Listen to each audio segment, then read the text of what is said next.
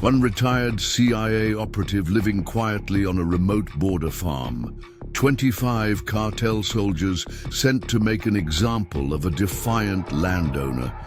A strategic property the Sinaloa Norte cartel desperately needed for their cross-border operations.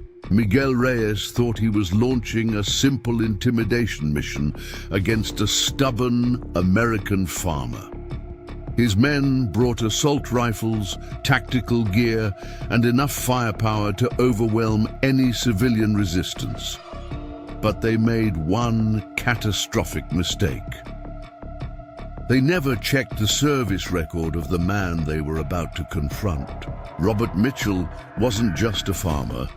Before buying his 300-acre property along the Texas-Mexico border, he spent 22 years in the CIA's Special Activities Division, conducting covert paramilitary operations in the world's most dangerous regions. What followed would become legend among border enforcement agencies, a masterclass in asymmetric warfare that turned a deadly ambush into one of the most devastating blows against the Sinaloa Norte cartel in decades. Today, we reveal the untold story of how one former CIA operative transformed a brutal cartel assault into the operation that crippled Miguel El Cirujano Reyes's billion-dollar trafficking network. Before we dive deeper, tell us where you're watching from. And if this story grabs your attention, make sure you're subscribed, because tomorrow I've saved something even more incredible for you. The morning sun cast long shadows across Robert Mitchell's farmland as he completed his daily perimeter check. His weathered hands moved with practiced efficiency, checking irrigation lines, while his eyes instinctively scanned the surrounding terrain. 22 years in CIA special activities had taught him that routine observation prevented surprises. His border property outside El Ranchero, Texas, provided the quiet life he'd sought after retiring from the agency. The modest farmhouse, surrounded by fields of sorghum and a small cattle operation, appeared no different from dozens of other struggling agricultural operations along the border. That was precisely the point. Mitchell paused at the southwestern fence line, kneeling to adjust a motion sensor partially exposed by recent rains. The sophisticated surveillance system remained invisible to casual observation, one of many security measures that appeared ordinary to unsuspecting eyes. His satellite phone vibrated. Only 3 people had this number. "Mitchell," he answered, voice still carrying the clipped precision of his former profession. "Robert, it's Diana. Diana Cortez, his former agency handler, and one of the few people who knew his real background. Now with Border Patrol Intelligence Division, she occasionally shared information relevant to his safety." "You monitoring cartel frequencies?" she asked without preamble. "Not since Tuesday," Mitchell replied, already walking back toward the farmhouse where his communications equipment was concealed. "What's happening?" "Unusual chatter around your area. Sinaloa Norte is making moves, sending people north across multiple crossing points. Something's happening, but they've switched to encrypted channels." Mitchell processed this information while scanning the distant ridgelines.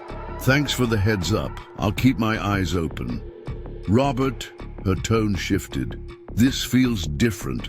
My sources say Miguel Reyes himself authorized whatever's happening. You know what that means." "He did.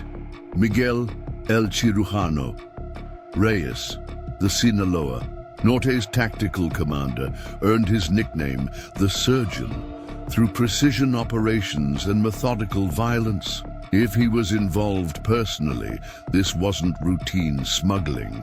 I appreciate it, Diana. I'll check my systems." After ending the call, Mitchell entered his farmhouse, moved directly to his office, and pulled a weathered book from the shelf.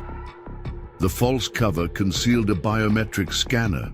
One press of his thumb and the bookshelf silently recessed, revealing a secure room.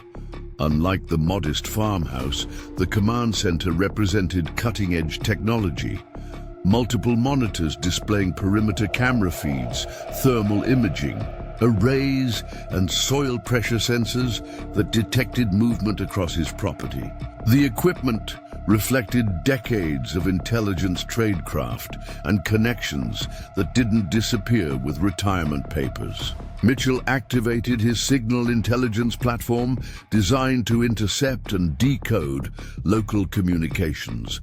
Immediately, he noticed the abnormality Diana had referenced, a significant spike in encrypted radio traffic concentrated southwest of his position. He enhanced the satellite imagery, focusing on known cartel staging areas.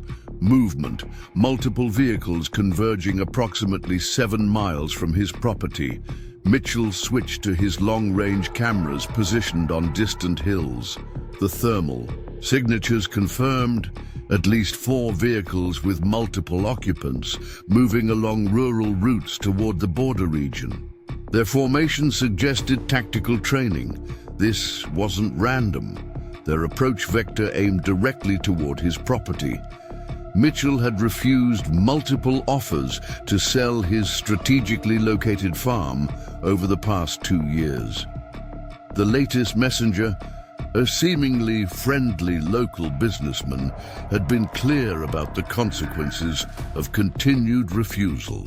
"Mr. Mitchell, I respect your attachment to your land," the man had said with practiced sincerity 3 weeks earlier. "But my clients are prepared to pay 3 times market value. They're persistent when they want something." Mitchell had politely declined, knowing exactly who these clients were. The Sinaloa Norte cartel needed his land to establish a new primary crossing point after Border Patrol had shut down their previous routes. His property's unique geography, including a hidden ravine that cut toward the main highway, made it ideal for their operations. Now it seemed they were done negotiating. Mitchell checked his watch. Based on their current movement, he estimated 45 minutes before they reached his perimeter. More than enough time. He moved to a steel cabinet, pressed his palm against another hidden scanner, and opened the doors. Inside wasn't the typical farmer's collection of shotguns and hunting rifles, but a carefully maintained arsenal reflecting his former profession. Tactical weapons, specialized ammunition, and equipment that no civilian should possess. Mitchell selected what he needed with practiced efficiency. Communications gear, tactical vest, specialized defensive equipment. He wasn't preparing for a gunfight, he was preparing for an operation. His satellite phone vibrated again. This time, an automated alert from his perimeter sensors. A motorcycle had stopped at the county road junction 2 miles from his main entrance. A single rider examining his property through binoculars. Cartel scout assessing the approach. Mitchell switched camera views, capturing a high-resolution image of the man. He ran it through his facial recognition database, another resource that hadn't officially come with him into retirement. The match appeared within seconds. Ernesto Varga, known associate of Miguel Reyes, typically used for pre-operation surveillance. Confirmation. This wasn't random criminal activity. This was a coordinated cartel operation. Mitchell sent an encrypted data burst to Diana with the identification and surveillance images. No request for assistance, just insurance. He'd handle this himself, but someone needed to know what was happening. He returned to his tactical preparations, mind shifting into the operational clarity that had kept him alive through decades of high-risk assignments. The cartel had made a fundamental mistake in targeting him, but he wouldn't underestimate them. Reyes ran disciplined crews with military precision. Mitchell moved to the north bedroom, pulled up the rug, and revealed a trap door leading to a narrow tunnel. Unlike the stereotypical panic room, this was an operational hub connected to defensive positions across his property. He'd built it meticulously during his first year of retirement, hoping he'd never need to use it. Inside, he activated additional surveillance systems and prepared his countermeasures. The cartel would expect a frightened farmer, perhaps with a shotgun and a phone desperately calling for help, that would arrive too late. They'd encounter something entirely different. His phone vibrated with Diana's response. Confirmed Sinaloa Norte tactical team. Border Patrol assets stretched thin due to multiple incidents. Nearest response team 40+ minutes out. Robert, consider extraction. Mitchell smiled slightly. Diana knew him well enough to understand he wouldn't run. This was his home. More importantly, he recognized the pattern. The multiple incidents stretching Border Patrol were almost certainly diversionary operations to ensure no interference with whatever Reyes had planned. He typed a simple response, acknowledged, will manage situation. The perimeter alerts triggered again. The scout had completed his survey and was returning to the main force. Mitchell tracked him through his camera network, confirming the direction. The cartel team was gathering at an abandoned ranch house, approximately 5 miles southwest. Mitchell checked his defensive preparations one last time, then moved to the kitchen. He calmly made coffee, poured it into a thermos, and gathered a few protein bars. Experience had taught him to address basic needs before an operation. Adrenaline and focus would soon make such considerations irrelevant. With practiced efficiency, he concealed weapons and equipment at strategic points throughout the farmhouse and surrounding buildings. Each placement was calculated, each position offering coverage and escape routes. He wasn't preparing for a standoff, he was preparing for controlled engagement on his terms. The radio scanner crackled with a brief transmission in Spanish. Cartel communication switching to local channels. Their operational security was professional, but predictable. Mitchell adjusted his interceptors, capturing fragments of their tactical planning. Primary approach through the south field. Secondary, team positions at the East Ridge. Reyes wants the owner alive initially. That last fragment confirmed his suspicions. This wasn't just about acquiring his land. This was about making an example. The cartel needed to demonstrate consequences for defiance. Mitchell's expression didn't change as he continued preparations, but his mind was cataloging and adjusting. The cartel's intention to take him alive initially offered tactical advantages he could exploit. The thermal imaging showed the vehicles now moving, forming. A tactical approach pattern. Based on their formation, Mitchell identified their training. These weren't just cartel gunmen. At least some had military background, likely former Mexican special forces recruited with substantial cash incentives. Mitchell moved to his observation. Position on the second floor. A reinforced room with specialized ballistic windows, offering clear views of the approaches to his property. The advancing vehicles had now split into smaller units, each taking position to cut off potential escape routes. He counted the thermal signatures, 25 men, divided into 4 tactical units. Significantly more firepower than needed for a simple intimidation operation. Reyes wasn't taking chances. Mitchell's immediate concern wasn't the approaching cartel soldiers, but potential civilian complications. His nearest neighbor, Edward Hargrove, lived 3 miles north, close enough to potentially investigate if he heard gunfire. Mitchell sent an encoded text to Diana. Alert Hargrove family. Keep away. He checked his watch again. Approximately 15 minutes before the cartel teams would begin their approach to his main buildings. They were moving cautiously, maintaining communications discipline, advancing like a military unit rather than criminal enforcers. Mitchell activated his final defensive preparations, not the obvious barricades or fortifications that would immediately signal resistance, but subtle measures designed to control movement and channel approaches. His satellite phone vibrated with Diana's response. Hargrove family contacted, staying indoor on police advice regarding border activity. Robert, last chance. Extraction. Team can reach LZ Charlie in 30 LZ Charlie, the emergency extraction point they'd established in the eastern pasture when he'd first moved to the property. The offer was tempting, but strategically flawed. Any approaching helicopter would be immediately identified by the cartel's lookouts. The resulting confrontation would endanger the extraction team and potentially civilians.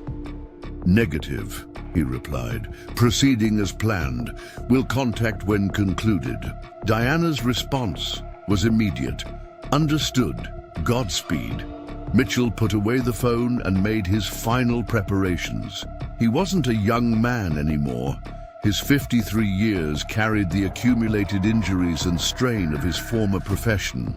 But what he lacked in youthful speed, he compensated for with experience and preparation. The cartel teams were now initiating their final approach, their vehicles stationed at tactical positions surrounding his property. Their discipline was impressive. No headlights, minimal radio communication, coordinated movement. They clearly expected resistance, but were confident in their overwhelming advantage. Through high magnification optics, Mitchell identified their weapons, primarily AR-15 variants, some with military-grade modifications. At least 2 carried heavier weapons, likely M249 light machine guns. The cartel was bringing serious firepower for a farmer. One vehicle separated from the others, taking position on the main approach road. Even from this distance, Mitchell recognized the passenger, Miguel Reyes himself, distinctive even in tactical gear. His presence confirmed the operation's importance. Reyes rarely participated directly unless making a statement. Mitchell checked his watch one final time, then moved to his predetermined initial position. The command center monitors showed the cartel soldiers advancing on foot now, using proper tactical spacing, approaching from multiple directions. They moved with confidence, born of experience and superior numbers. In their minds, they were about to conduct a straightforward operation against an outmatched civilian. They would secure the property, capture the defiant landowner, make their example, and establish a new smuggling route. A simple mission with overwhelming force. Mitchell allowed himself a small, cold smile as he watched their approach. They had made a fundamental miscalculation about who and what they were facing. They had trained for conventional confrontations against predictable opposition. They were about to encounter something entirely different. He activated his communications jammer, instantly cutting off their tactical coordination. Not a dramatic move. The cartel soldiers wouldn't immediately realize they'd lost contact with their teams. By the time they discovered the communications failure, it would already be too late. The cartel teams continued their advance, now entering the outer perimeter of Mitchell's property. Their movement remained disciplined, but revealed standard, military-style training. Mitchell noted their patterns, identifying their procedures and anticipating their responses. They were using textbook approaches for a residential assault. team separations, overlapping fields of fire, coordinated movement. Professional but predictable. They expected to encounter a frightened civilian, not someone who had spent decades analyzing and countering exactly these tactics in far more hostile environments. Through his thermal imaging, Mitchell watched the lead team approach his main barn, moving in standard breach formation. 2 men securing the perimeter, 3 advancing toward the entrance, weapons ready. Mitchell checked his preparations one last time. Years of CIA operations had taught him the most important principle of asymmetric warfare: never fight on your opponent's terms. The cartel had numbers, firepower, and aggression. He had preparation, experience, and the home field advantage. The operation was about to begin.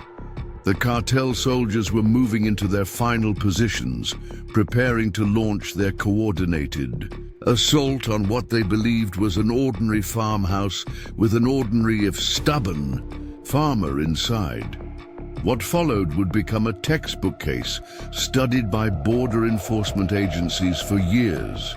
How one experienced operative systematically dismantled a cartel tactical team through preparation, psychological warfare, and the precise application of force. Mitchell took a deep, centering breath, the familiar calm of operational focus settling over him. He hadn't sought this confrontation, but now that it had come to his doorstep, he would ensure Miguel Reyes and the Sinaloa Norte cartel learned a costly lesson about the dangerous assumptions they had made. The first cartel team reached the barn doors, taking standard breach positions. Their night vision equipment revealed their military background, not the cheap civilian variants, but professional-grade systems. They communicated through hand signals, maintaining noise discipline. Mitchell watched through his monitoring system as they prepared to breach. He had anticipated this exact approach, knowing the barn would be their first target. Standard procedure to secure outlying buildings before approaching the main structure. The lead cartel soldier tried the barn door, found it unlocked, and signaled his team. They moved into breach formation, efficiently covering angles of fire as they prepared to enter. Mitchell allowed himself a final moment of preparation, then activated the first of his countermeasures. What followed would demonstrate why some opponents should never be underestimated, and why a lifetime in clandestine operations created adversaries unlike anything the cartel had encountered. The lead cartel soldiers pushed open the barn door, weapons raised, preparing to secure what they expected to be a simple agricultural building. Instead, they had just taken the first step into a carefully orchestrated operation designed by someone with decades of experience dismantling organizations exactly like theirs. The real battle was about to begin, and Miguel Reyes was about to learn the cost of threatening a man who had spent his life in the shadows of global conflict. This wasn't going to be an ambush against a helpless farmer. It was going to be a masterclass in asymmetric warfare. The lead cartel soldier stepped into the barn, night vision goggles revealing what appeared to be a typical agricultural storage. Space, farm equipment, hay bales, and the expected tools of rural life. He signaled the all clear to his team, who filed in behind him with practiced efficiency. Weapons sweeping predetermined sectors. What they couldn't see were the pressure plates Mitchell had installed beneath the weathered floorboards, now registering their exact positions, weight distribution, and movement patterns. The system wasn't designed to trigger explosives. Mitchell had no interest in indiscriminate killing. Instead, it fed real-time tactical data to his command center, allowing him to track their movements even without visual confirmation. The cartel team moved deeper into the barn, their training evident in their disciplined formation. The lead operator raised his fist, the universal signal to halt, as he noticed something unusual about the rear wall. The wooden planks appeared slightly newer than the rest of the structure. "Possible hidden room," he whispered in Spanish into his radio. "Team 2, status check." Only static answered him. "Team 2, report," he repeated, tension creeping into his voice. Mitchell watched from his monitoring system as confusion rippled through the team. The communications jammer was there, first indication that this operation might not proceed as expected. The team leader signaled for his men to maintain positions while he attempted to re-establish contact with the other units. This moment of uncertainty was exactly what Mitchell had planned for. Doubt and confusion were weapons more powerful than bullets when properly deployed. The cartel soldiers maintained their discipline, adjusting their tactics to compensate for the communications failure. Hand signals replaced radio calls as they resumed their methodical search of the barn. Mitchell activated his first active countermeasure. A small servo motor engaged, releasing a carefully balanced bucket from the rafters. It wasn't filled with water or chemicals, just common agricultural lime, the kind farmers use to treat soil. The white powder cascaded down, coating 2 of the cartel soldiers. It was a simple distraction, almost childish, but it served multiple purposes. The unexpected deluge caused momentary confusion, breaking their tactical focus. More importantly, the white powder made them highly visible targets in the low-light conditions, negating much of their careful approach tactics. The team leader barked orders as his men frantically tried to clear the powder from their vision and equipment. Mitchell used this distraction to activate his second measure. The rear wall, the one that had caught their attention, silently recessed into the ground, revealing not a hidden room, but an exit to a narrow passage that led away from the barn. Mitchell knew how they would interpret this. Their target was escaping through a hidden tunnel system. Standard operating procedure would dictate immediate pursuit to prevent the loss of their primary objective. Predictably, the team leader directed 2 men to secure the barn entrance while he and the remaining soldiers moved toward the revealed passage. Their training was working against them now, following textbook responses to a situation that was anything but standard. As they approached the passage, Mitchell triggered hidden speakers placed throughout the barn. The sound wasn't loud, just a subtle, rhythmic tapping that echoed through the space, impossible to locate precisely. The psychological impact was immediate. The cartel soldiers hesitated, their focus split between the mysterious passage and the unexplained sounds. Outside the barn, the second cartel team was approaching the main farmhouse using standard tactical movements, maintaining coverage, leapfrogging positions, establishing overlapping fields of fire. Their training was evident, but so was their fundamental misunderstanding of what they were facing. Mitchell switched his attention to this second team. Through thermal imaging, he tracked their approach across his front yard. When they reached the predetermined position, he activated the property's irrigation system.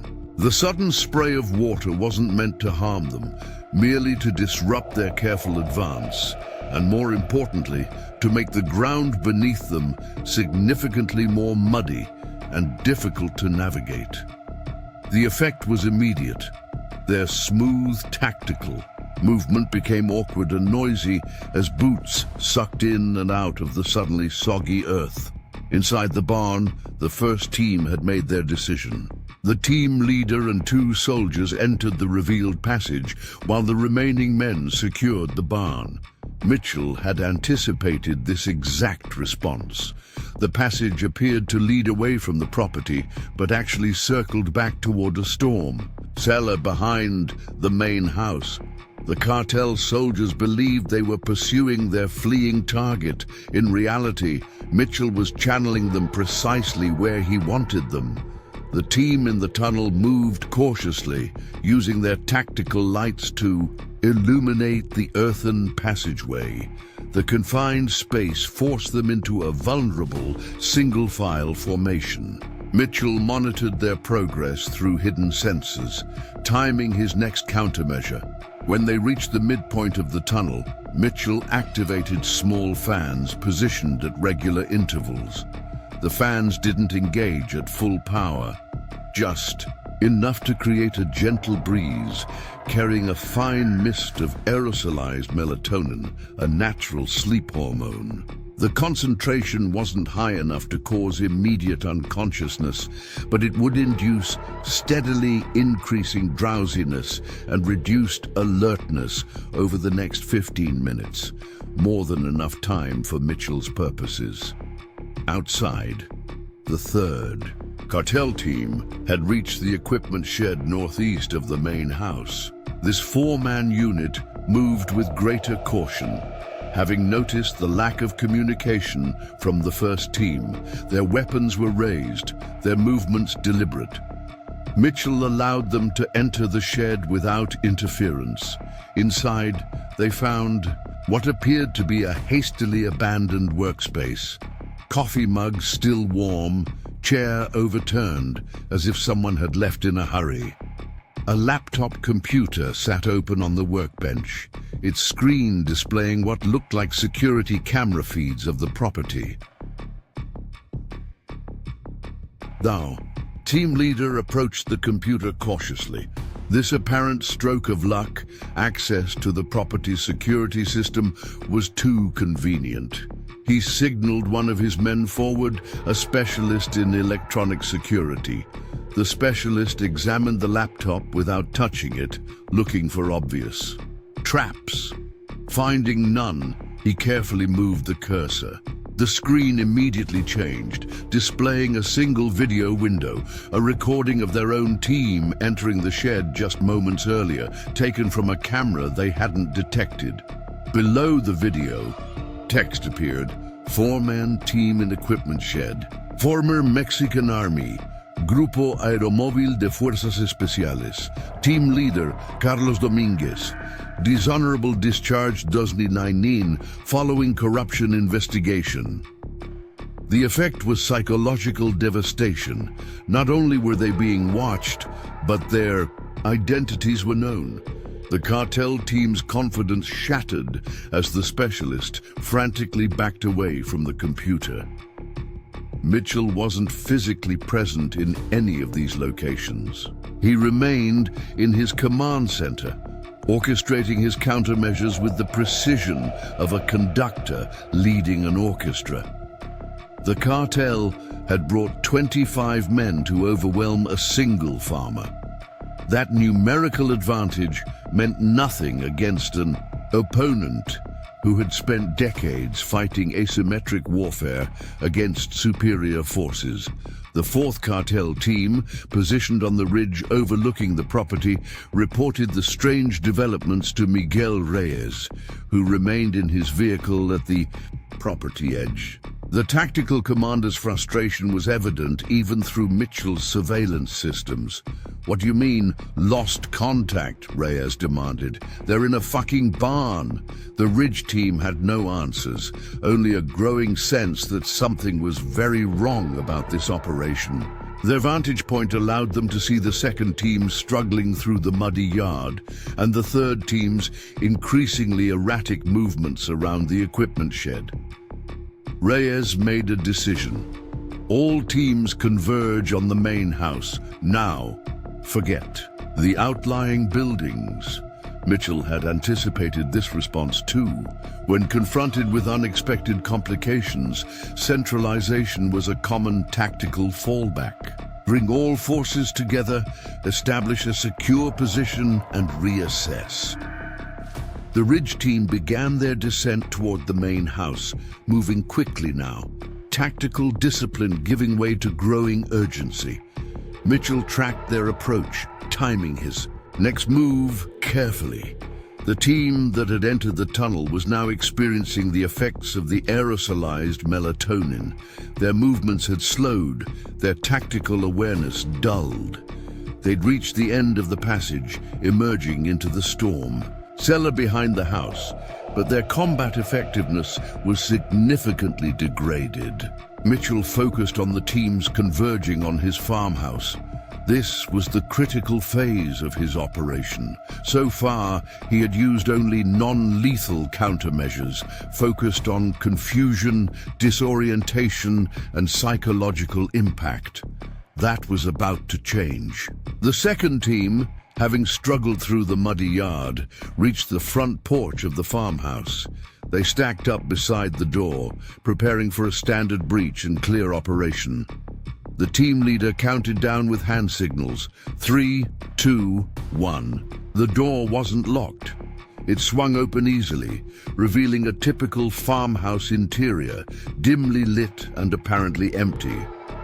The team entered using proper room-clearing techniques, covering corners, checking blind spots, moving with practiced coordination despite their earlier difficulties. Mitchell activated the farmhouse defense system.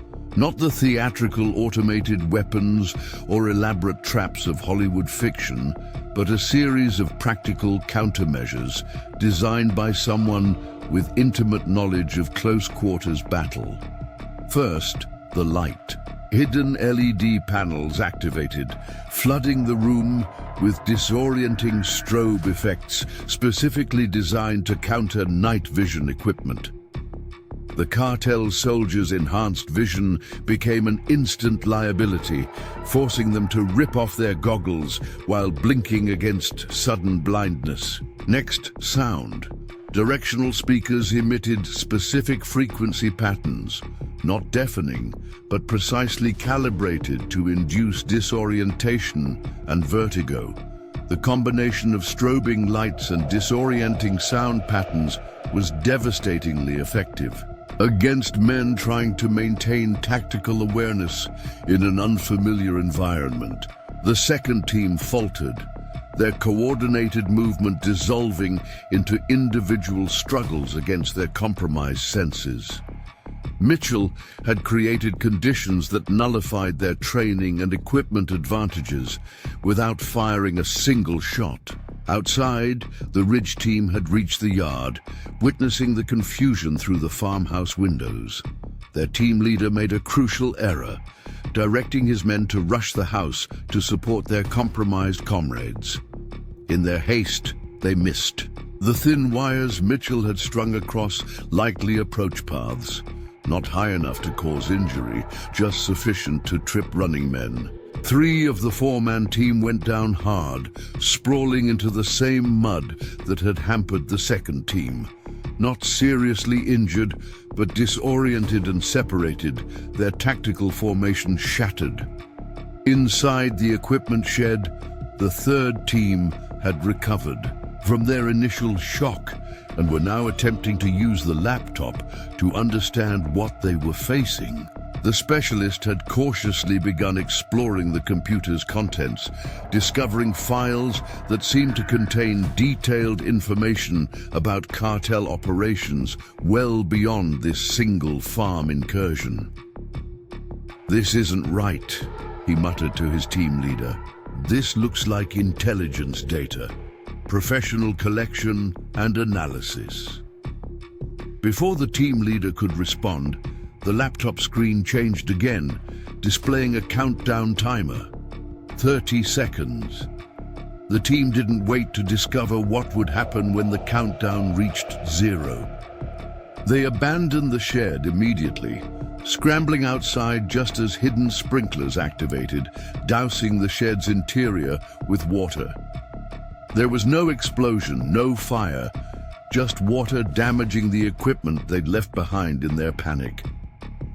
Mitchell's strategy was working perfectly. Each team was isolated, disoriented, and increasingly convinced they were facing something far beyond a simple intimidation operation. The cartel's numerical advantage had been effectively neutralized by creating confusion and separation. In his command vehicle, Miguel Reyes was receiving fragmentary reports from his teams, each describing different aspects of an increasingly chaotic situation. His operational plan was collapsing, but he still had overwhelming firepower and experienced men. He made a decisive call: all units, weapons free, full aggressive tactics authorized. The order changed the dynamic immediately. The cartel soldiers, still able to function, shifted from attempted capture to combat operations. Inside the farmhouse, the second team began firing at movement and shadows, riddling the interior with bullets. This was the moment Mitchell had prepared for. The shift to lethal force justified his next phase of countermeasures. He activated a series of flashbang grenades hidden throughout the farmhouse, non-lethal devices designed to further disorient the already compromised cartel soldiers. The detonations added another layer of confusion. The second team, already struggling with the sensory assault, now faced deafening noise and blinding flashes in enclosed spaces. Their disciplined room-clearing operation had devolved into chaos. Outside, the Ridge team members who had recovered from their falls began firing at the farmhouse windows, adding to the danger for their own teammates inside. Friendly fire wasn't just a risk now. It was almost inevitable in the confusion. Mitchell moved to his next position. Until now, he had orchestrated his defense remotely, leveraging technology and preparation to counter the cartel's numerical advantage. But with the shift to lethal force, he needed to take more direct action. He moved through a hidden passage beneath the farmhouse, emerging in a concealed observation post near the main barn. From this position, he could directly observe Miguel Reyes in his command vehicle approximately 200 yards away. Reyes had exited his SUV and was attempting to restore order, shouting into his radio, gesturing angrily toward the farmhouse. His two personal security men maintained positions beside him, scanning for threats but finding nothing in the darkness. Mitchell observed the cartel commander through specialized optics. He could have easily eliminated Reyes with a single shot from this position, but that wasn't his objective. Killing the cartel leader would create a power vacuum and potentially increase violence along the border as subordinates fought for control. Instead, Mitchell retrieved a specialized non-lethal round and loaded it into a compressed air. The Border Patrol helicopter touched down in Mitchell's east pasture, rotors whipping the tall grass into frenzied waves. 4 agents disembarked in tactical formation, weapons at ready positions, despite Diana's assurances that the situation was contained. Old habits died hard in border operations. Mitchell met them at the edge of the landing zone, hands visible, posture relaxed but alert. The lead agent, a weathered veteran with the name Hernandez on his tactical vest, approached with professional caution. "Robert Mitchell?" he asked, voice raised over the diminishing rotor noise. Mitchell nodded. 3 sedated cartel soldiers in the storm cellar behind the main house. The rest withdrew approximately 20 minutes ago. Hernandez studied Mitchell with the calculating gaze of someone who'd spent decades evaluating people and situations in high-pressure contexts. Whatever he saw seemed to satisfy him. "Diana said you handled this yourself." It wasn't a question, but Mitchell answered anyway. "They didn't leave me much choice." The agent nodded, understanding the pragmatic reality of border life. "Show me what we're dealing with." Mitchell led the Border Patrol team toward the farmhouse, navigating around the still muddy sections of yard. The evidence of the confrontation was visible now in daylight. Spent shell casings, discarded equipment, bullet holes in the farmhouse siding. The agents documented everything with practiced efficiency. Miguel Reyes himself was here? Hernandez asked as they approached the house. Supervised from his vehicle at the perimeter, his security team evacuated him when things went sideways. Unconscious, Diana said. Mitchell nodded but offered no elaboration. The less said about specialized CIA equipment that had followed him into retirement, the better. Hernandez didn't press. He'd worked the border long enough to recognize there were some operational details best left unexamined, especially when they involved people with backgrounds like Mitchell's. They reached the storm cellar, where 3 cartel soldiers lay unconscious, their tactical gear removed and stacked neatly in the corner. Mitchell had secured them with zip ties, not out of concern they might wake prematurely, but from professional thoroughness. Melatonin compound, Mitchell explained, as the Border Patrol medic checked their vital signs. They'll be out for another hour at least. No lasting effects. Hernandez raised an eyebrow. Not standard home defense equipment. Mitchell met his gaze evenly. I believe in being prepared. A thin smile crossed the agent's face. Clearly. He turned to his team. Process them for transport, full biometrics, equipment inventory. As the agents worked, Hernandez drew Mitchell aside. Diana says you were CIA. That was another life. Doesn't look so different from this one, Hernandez observed, gesturing toward the sophisticated countermeasures still visible throughout the property. Mitchell didn't respond directly. What happens now? Now we clean up, document everything, and try to minimize the diplomatic incident of a civilian, former agency or not, taking down 25 cartel operators on U.S. soil. Despite his words, Hernandez didn't sound particularly concerned. The 3 we're taking into custody will face federal charges. The others, he shrugged, they're Reyes' problem now. Mitchell understood the unspoken reality. The incident would be carefully managed, its full scope likely buried under layers of classification and bureaucratic obfuscation. Border security.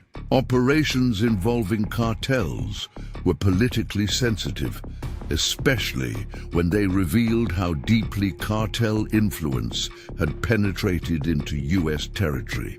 And me? Mitchell asked, though he already knew the answer. Diana says you were never here, Hernandez replied with a knowing look. Just a routine Border Patrol operation responding to suspected cartel movement. That's what the report will show. Mitchell nodded, accepting the official fiction. The truth would circulate in other channels, quiet briefings and secure communications that would ensure the relevant agencies understood exactly what had happened without creating problematic official records. One thing I am curious about, Hernandez said as they walked back toward the farmhouse. You could have eliminated Reyes. Taking him off the board would have disrupted Sinaloa Norte operations for months. Why the non-lethal approach? It was a professional question from one operator to another, seeking to understand tactical reasoning rather than questioning the decision. Nature abhors a vacuum, Mitchell replied. Remove Reyes and the resulting power struggle would cause more violence, not less. Better to let him return humiliated but alive. He'll understand the cost now. Hernandez considered this, then nodded. Cold calculation, I like it. He surveyed the property with professional appreciation. You know they'll analyze what happened here, adapt their approach. That's what they're trained to do, Mitchell agreed. But adaptation works both ways. The implication was clear. If the cartel returned, they would find different countermeasures, different preparations. Mitchell wouldn't rely on the same tactics. Twice. Their conversation was interrupted by an agent approaching with a satellite phone. "Sir, Washington is requesting an immediate update." Hernandez sighed.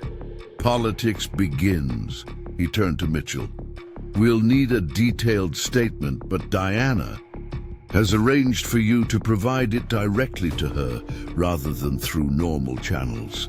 Mitchell nodded his appreciation. Diana was still watching his back, ensuring his background remained appropriately obscured from official documentation. "I'll be in touch," Hernandez said, returning to his operational responsibilities.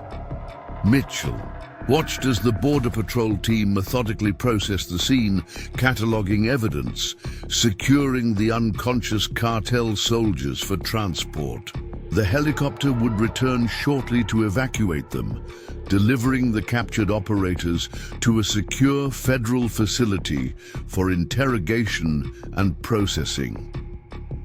He returned to his command center, powering down the remaining active systems and initiating security protocols that would erase operational data while preserving surveillance recordings that might be needed as evidence. Years of agency training had instilled habits of meticulous documentation alongside careful information control. His satellite phone vibrated. Diana again. "Border Patrol seems efficient," he answered. "Hernandez is good people," she replied. "Former Army Special Forces before joining Border Patrol. He understands operational security." And Washington? Managing expectations. Her tone conveyed volumes about the bureaucratic maneuvering already underway. The official story is taking shape. Border Patrol intelligence operation resulting in 3 cartel arrests and significant intelligence gathering. Your name won't appear in any reports. Appreciate that. Mitchell knew the value of remaining in the shadows. "Any word on Reyes? Our assets across the border report significant activity at Sinaloa Norte compounds. Medical personnel were summoned to their main operations center. Reyes is apparently conscious but disoriented." Mitchell had expected this.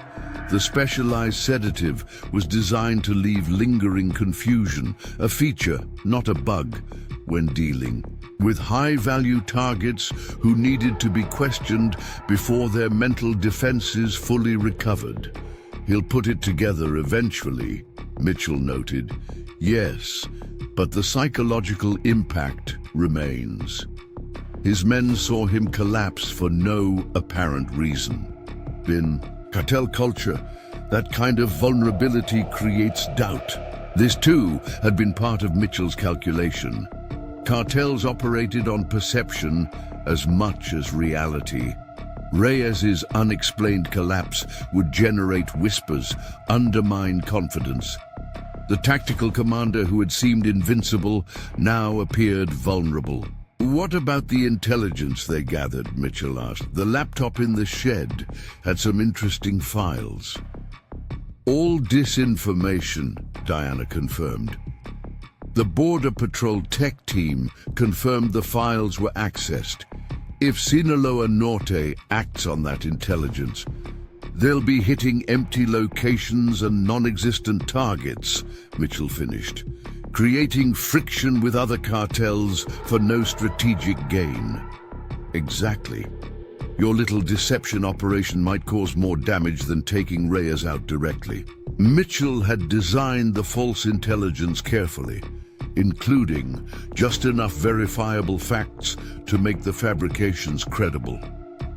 Cartel analysts would recognize some legitimate information and potentially accept the rest, leading Sinaloa Norte to waste resources and potentially create unnecessary conflicts with rival organizations.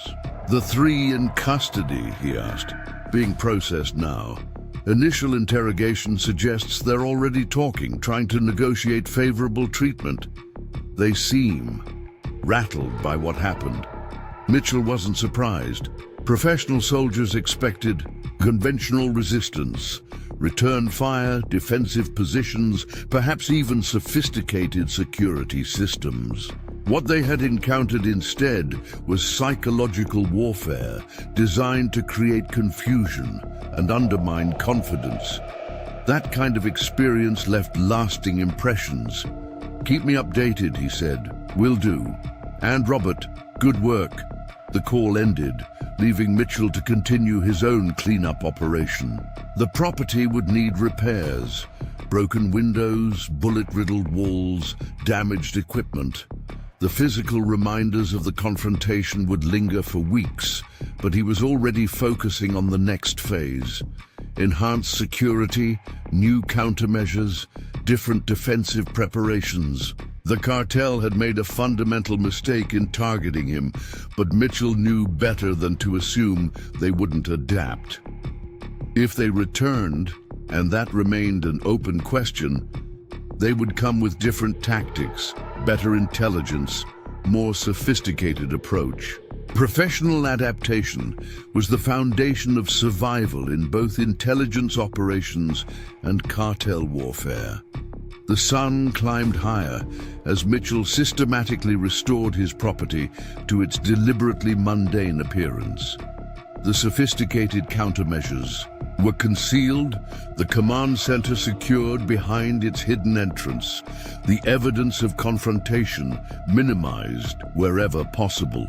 To casual observation, it would soon appear to be nothing more than a struggling border farm that had experienced an unfortunate encounter with cartel violence. One of dozens such incidents that occurred along the border each year. That appearance of normalcy remained his most effective defensive measure. The cartel had fatally underestimated him because of assumptions about a simple farmer. Even if they now suspected his background, that uncertainty about what they were truly facing would create hesitation, caution, and potentially deter future operations against his property. By mid-afternoon, the Border Patrol presence had diminished to a single observation team maintaining perimeter security while final evidence collection concluded. The three captured cartel soldiers had been 1 week after the confrontation.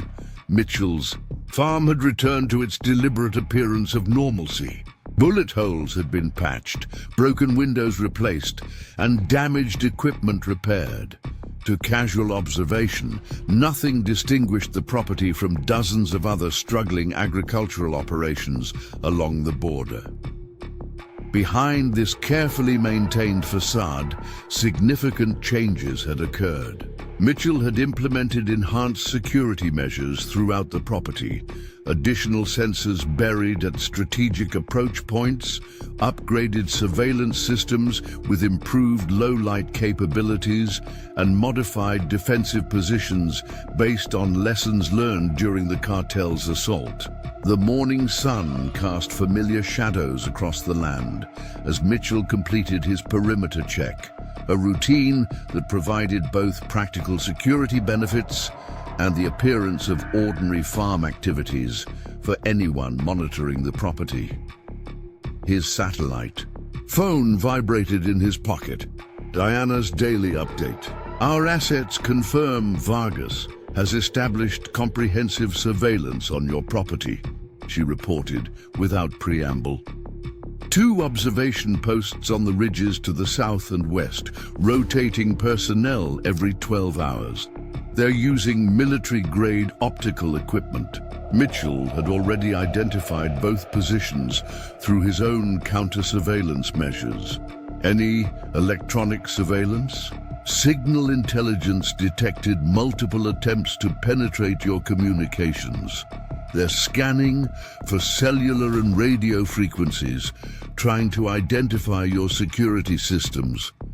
This represented a significant escalation in the cartel's intelligence gathering. Efforts exactly as Mitchell had anticipated. Vargas was methodically mapping his defenses before considering another direct approach. They've also made contact with Eduardo Vasquez, Diana continued, referencing Mitchell's nearest neighbor, whose property bordered his to the north. Offered him substantial payment for information about your routines and visitors. Mitchell processed this development with professional detachment. Vasquez's response appears to have accepted their offer. Border Patrol observed a meeting yesterday between Vasquez and a known Sinaloa Norte associate. Cash exchanged hands. This wasn't unexpected. Vasquez was a struggling rancher with mounting debts and limited options. Cartel money would be difficult to refuse, especially when accompanied by the implied threats that typically reinforced such offers. We should consider extracting you, Diana suggested, not for the first time. The intelligence value of disrupting Reyes's operation has been achieved. There's no operational necessity for you to remain exposed. Mitchell surveyed his land, considering the strategic implications. Withdrawal now would give them a victory. They'd secure the property for their smuggling operations and demonstrate that sufficient pressure can succeed. Your safety takes priority over symbolic victories, Robert. It's not symbolic, Mitchell countered. It's practical deterrence. If they succeed here, they'll apply the same approach to other properties along this sector. The border security implications extend beyond my land. Diana didn't respond immediately, recognizing the validity of his assessment. Border security. Operations often balanced immediate tactical concerns against broader strategic objectives. At least accept additional resources, she finally said. We can provide covert support, technical assets. The current arrangement is sufficient, Mitchell interrupted. Overt reinforcement would simply delay their approach until the additional security is withdrawn. Better to maintain the current posture and let them commit to their next move under existing conditions. After ending the call, Mitchell continued his morning routine, methodically checking irrigation systems and tending to livestock.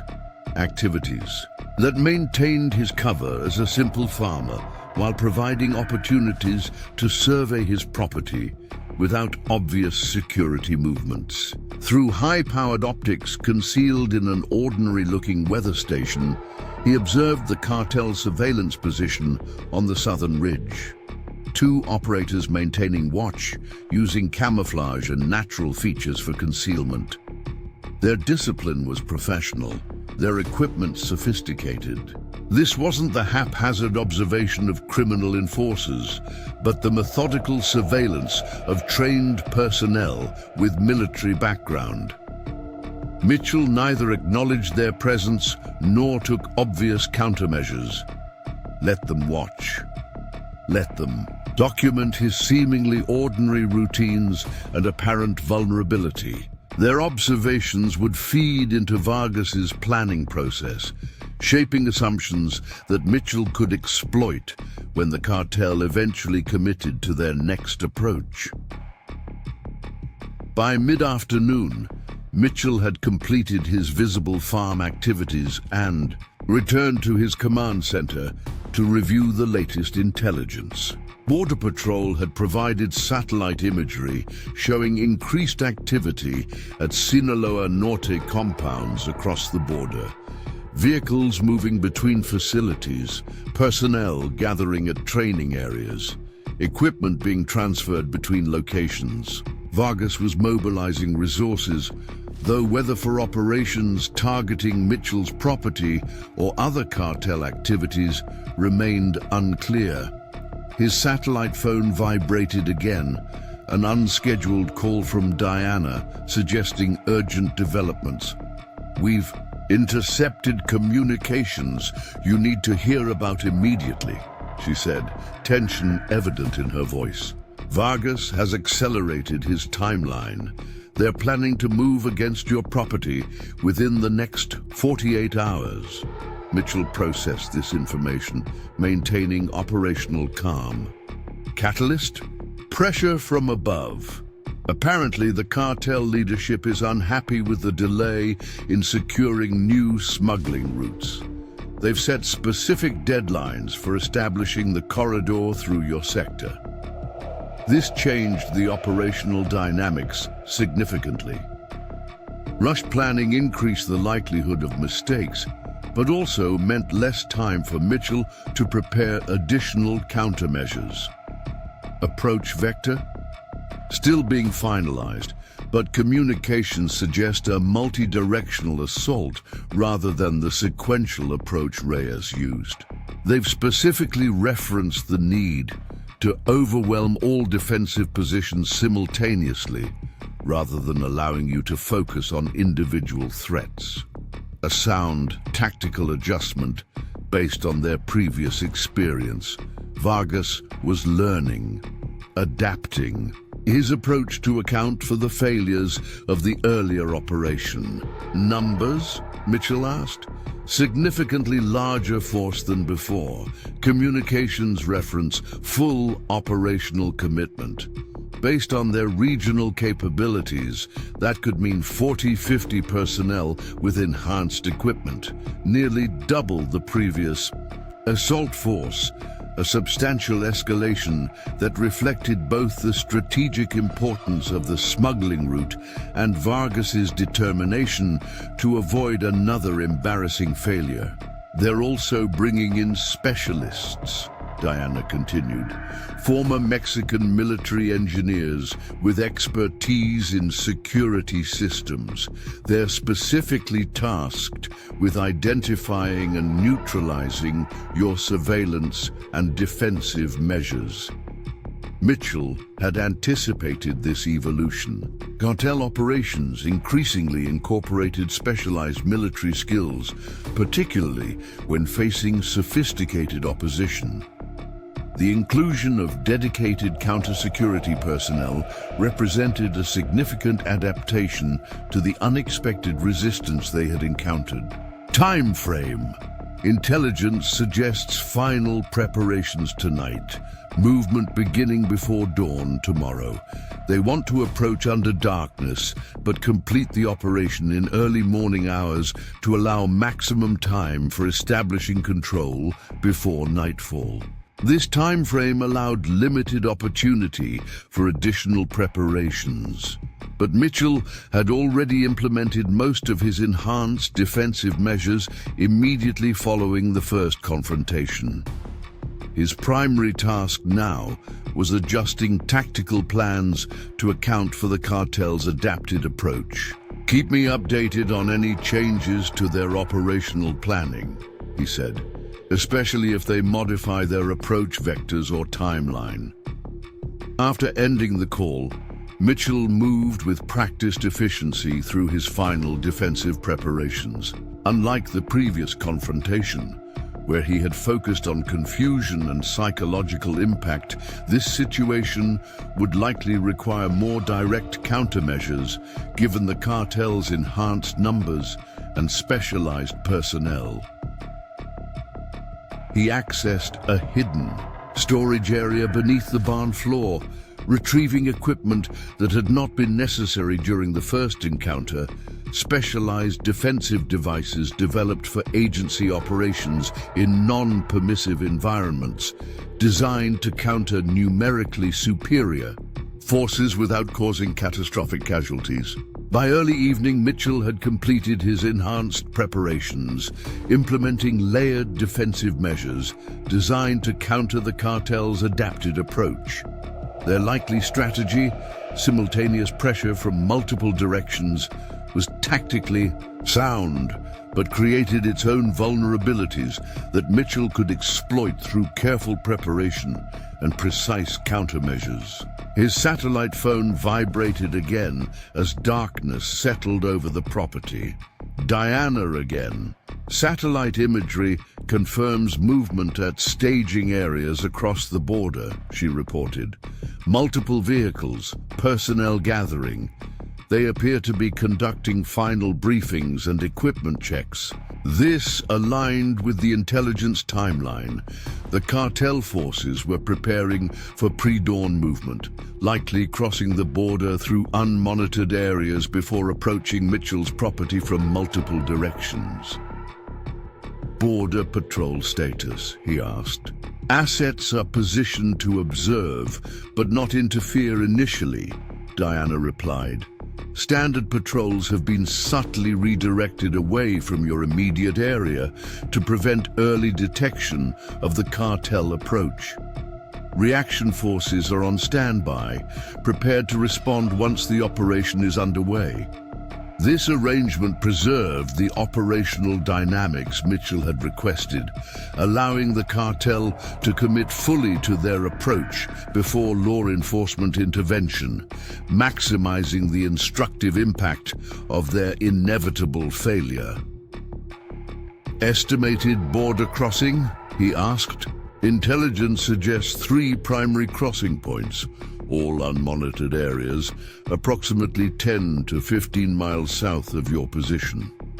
Based on their staging activities, they'll likely move in separate elements before converging on your property from different directions.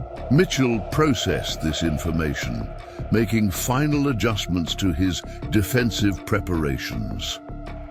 The cartel's adapted approach demonstrated professional learning, but still contained fundamental vulnerabilities he could exploit through proper preparation and tactical patience. By midnight, Mitchell had completed all possible preparations and moved to his primary observation position, a reinforced room on the 2nd floor with comprehensive visibility of the property approaches. Unlike the previous confrontation, where he had remained primarily in his command center, this engagement would likely require more direct tactical involvement given the cartel's enhanced numbers and approach. His monitoring systems detected the first movement at 3:17 a.m., thermal signatures approaching from the southern boundary, moving with tactical discipline through the darkness. Additional signatures appeared on the western and eastern approaches. Minutes later, confirming the multi-directional assault Diana's intelligence had suggested, Mitchell observed through specialized optics as the cartel forces established their initial positions. Their movement demonstrated enhanced tactical awareness, maintaining proper spacing, using natural terrain features for concealment, coordinating their approach through hand signals rather than electronic communications that might be intercepted or jammed. They had learned from the previous failure, adapting their approach to account for Mitchell's demonstrated capabilities. This was professional evolution, the hallmark of competent tactical leadership. By 3:45 a.m., Mitchell had identified approximately 45 cartel operators positioned around his property perimeter. Their distribution confirmed the simultaneous assault strategy, with roughly equal forces prepared to advance from southern, eastern, and western approaches. A smaller element maintained position to the north, likely a containment team designed to prevent escape rather than participate in the primary assault. Through enhanced thermal imaging, Mitchell identified their equipment, primarily standard tactical gear, similar to the previous operation, but with notable additions. Several operators carried what appeared to be signal detection equipment, likely for identifying and countering surveillance systems. Others had specialized breaching equipment for defeating security barriers.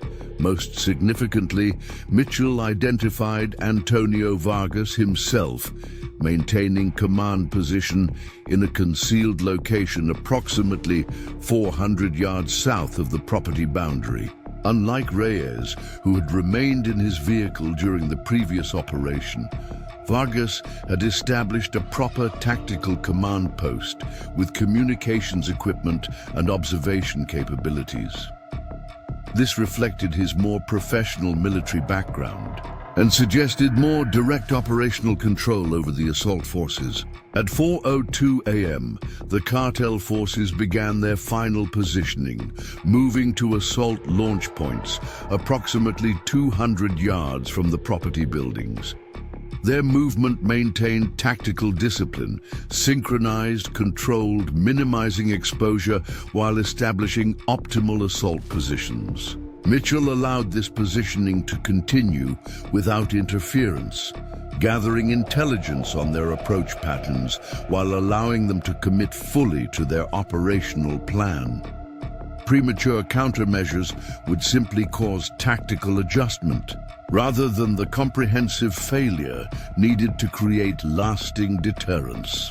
At 4:17 a.m., the cartel forces initiated synchronized movement toward the main buildings, the primary assault phase beginning exactly as Diana's intelligence had suggested.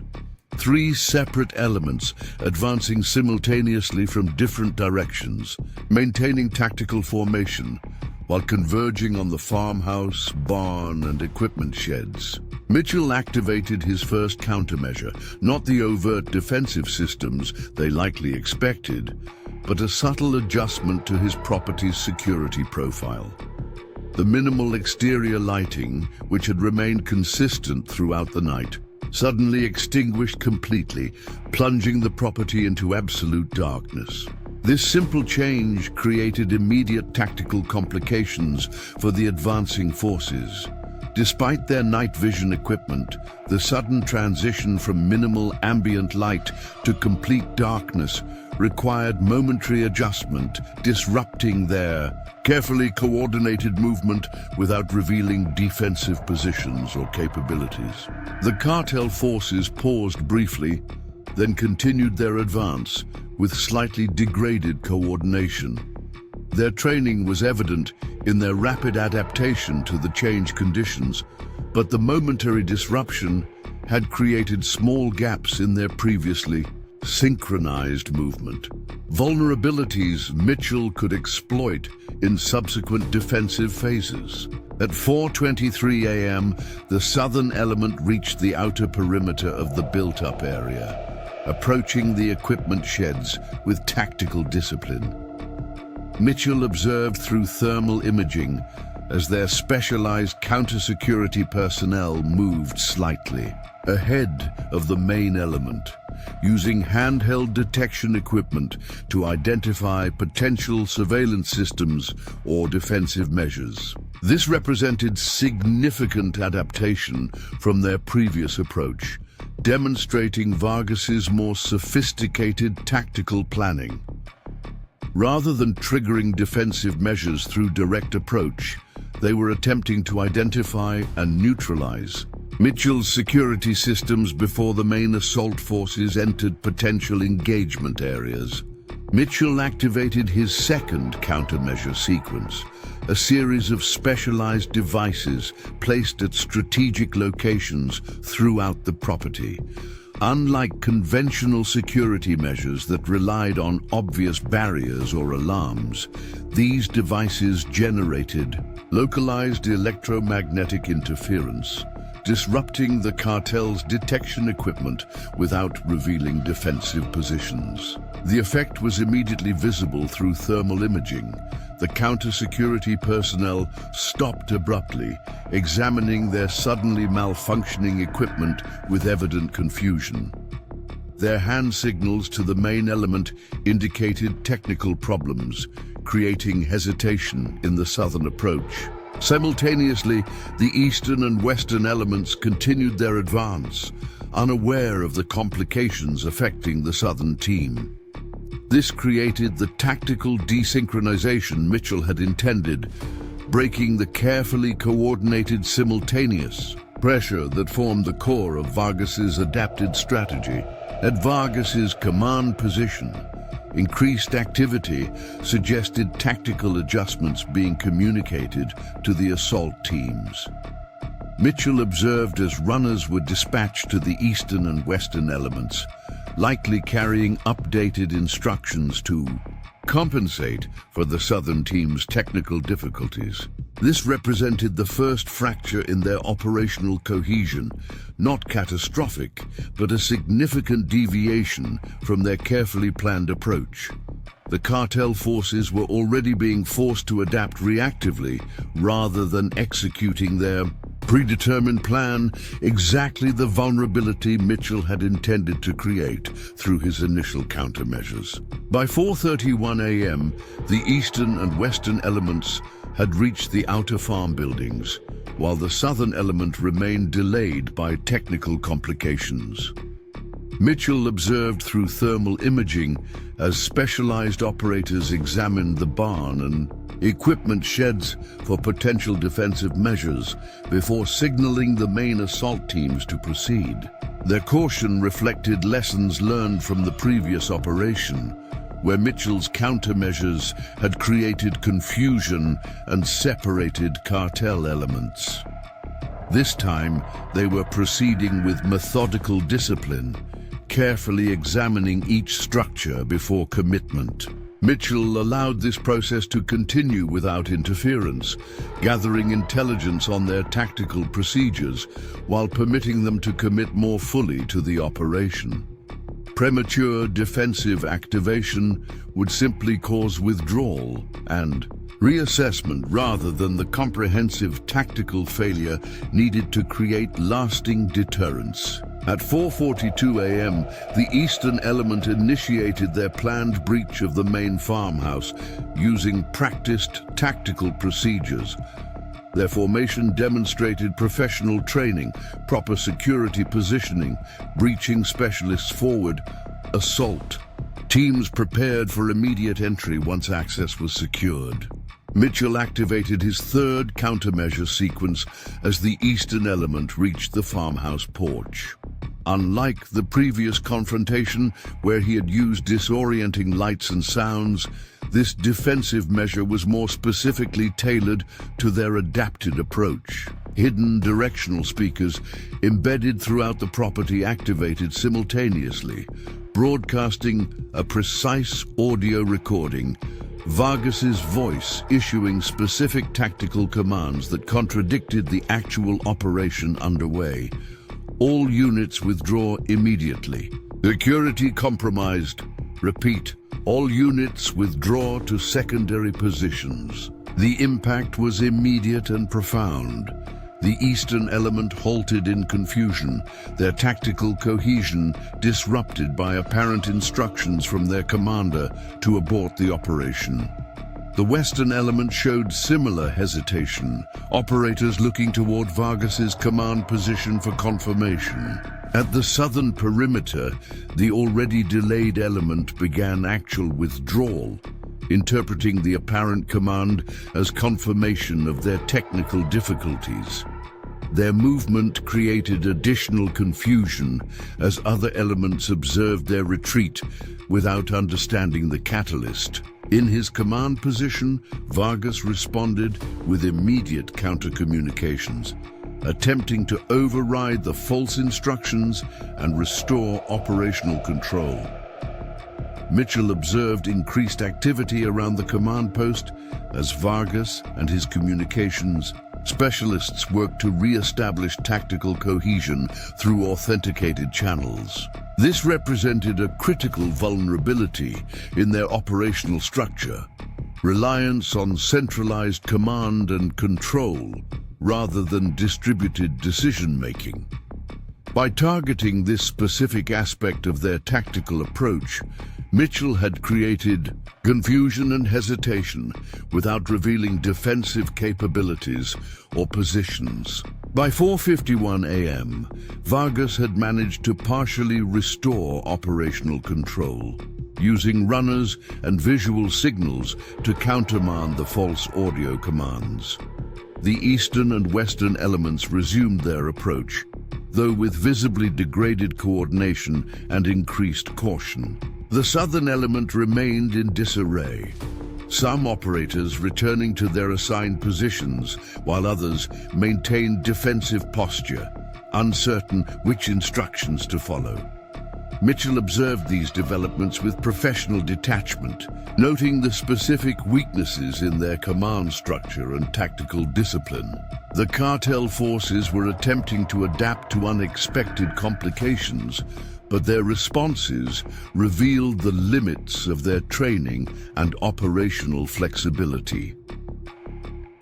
As the eastern element resumed their approach to the farmhouse, Mitchell prepared to implement the next phase of his defensive strategy. Unlike the previous confrontation, where he had relied primarily on non-lethal countermeasures, this situation would require more direct deterrent actions, given the cartel's enhanced numbers and evident determination. The cartel had adapted their approach based on the previous encounter, bringing specialized personnel and enhanced numbers to overwhelm Mitchell's defenses. What they were about to discover was that Mitchell had similarly adapted his defensive preparations, implementing countermeasures specifically designed to defeat their revised tactical approach. The real confrontation was just beginning, and Antonio Vargas was about to learn the same costly lesson as his predecessor, that some opponents simply couldn't be overcome through conventional tactical approaches, regardless of numerical advantage or specialized equipment. As the eastern element resumed their approach to the farmhouse, Mitchell activated his fourth defensive sequence. Unlike the previous distraction measures, this countermeasure was designed specifically to neutralize their tactical advantage without revealing his defensive positions. Hidden pneumatic systems beneath the approach areas activated, releasing a colorless, odorless aerosol compound into the pre-dawn air. Developed for CIA crowd control operations in sensitive environments, the compound wasn't tear gas or a conventional irritant that would immediately alert the operators to its presence. Instead, it was a sophisticated disorientation agent designed to gradually degrade cognitive function and coordination without obvious symptoms. The cartel operators continued their advance, unaware of the invisible compound they were now breathing. The effects would take approximately 3 minutes to manifest, a deliberate delay that ensured they would be fully committed to their assault positions before experiencing degraded capabilities. In the meantime, Mitchell observed as the eastern element reached the farmhouse and began final breach preparations. Their tactical formation remained professional, but showed signs of the earlier disruption. Spacing slightly irregular, communication less fluid. The senior operator directed his breaching specialist forward, while the remainder of the team established security positions around the structure. At the western approach, a second element had reached the barn and was conducting similar breach preparation. Their movement reflected careful tactical consideration, avoiding the areas where the first operation had encountered countermeasures, using different entry points, maintaining consistent visual contact between team members. The southern element remained in disarray, some operators having returned to their assigned positions, while others maintained defensive posture at the property perimeter. This fractured approach had effectively reduced the cartel's numerical advantage by keeping approximately 15 operators out of the primary assault phase. At Vargas's command position, Mitchell observed increasing activity as the cartel commander attempted to restore full operational cohesion. Runners were dispatched to the southern element with what appeared to be direct orders, while communications specialists worked to establish secure channels with the eastern and western elements. By 4:57 a.m., the aerosol compound had begun taking effect.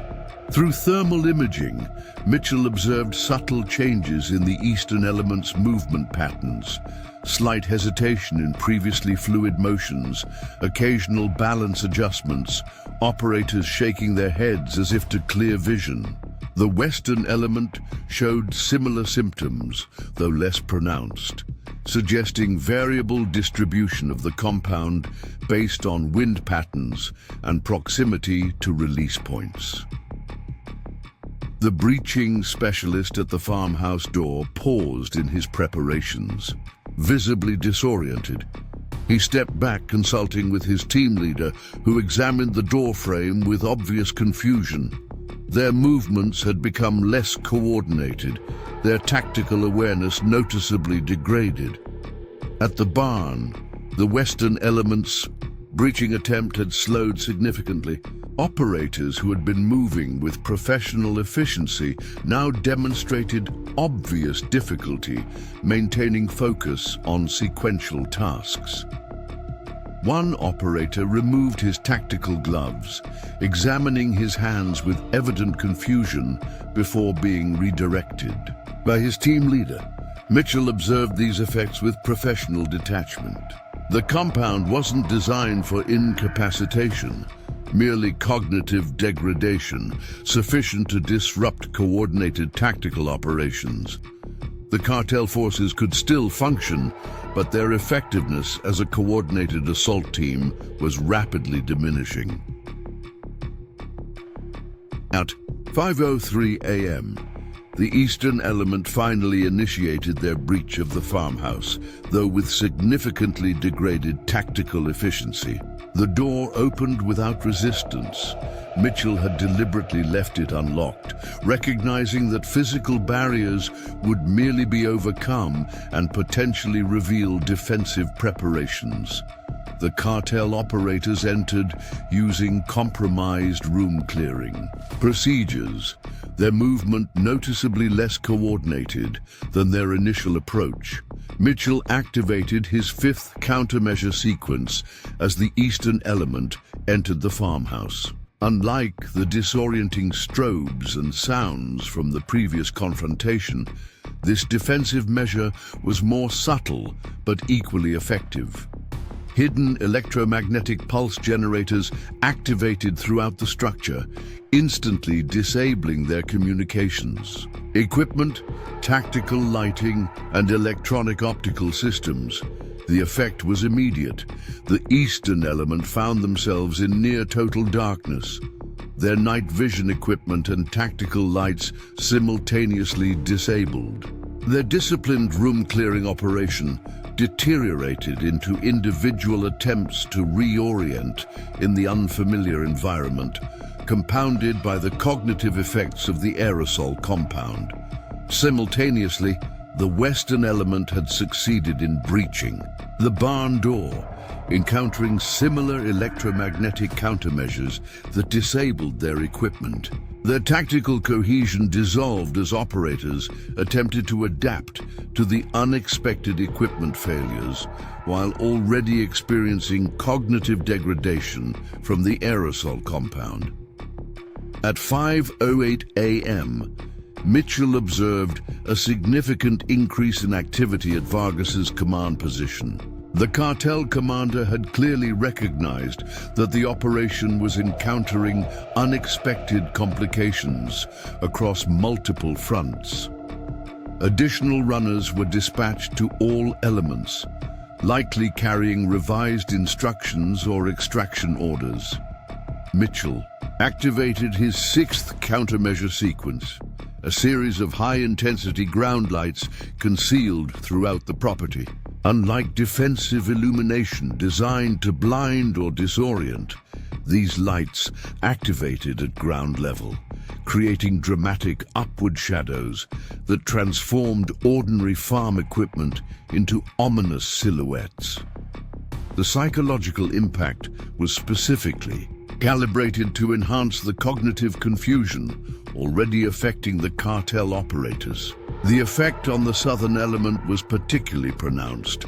Already disorganized from the earlier false communications, the sudden dramatic lighting triggered further tactical deterioration.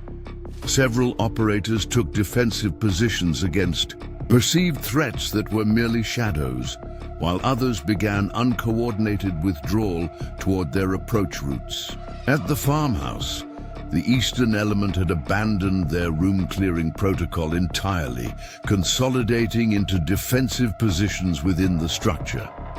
Their tactical communication had devolved to shouted instructions in Spanish, revealing their growing confusion and concern. Through interior monitoring systems, Mitchell observed their increasingly erratic movement patterns, clear indicators of the cognitive degradation caused by the aerosol compound, combined with equipment failures and psychological countermeasures. The western element in the barn showed similar tactical deterioration, though their team leader was attempting to maintain operational cohesion through direct control.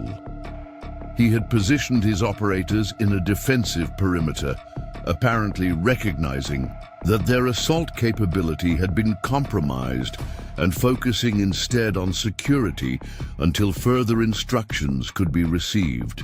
At 5:14 a.m., Mitchell observed Vargas himself leaving his command position, accompanied by two security operators.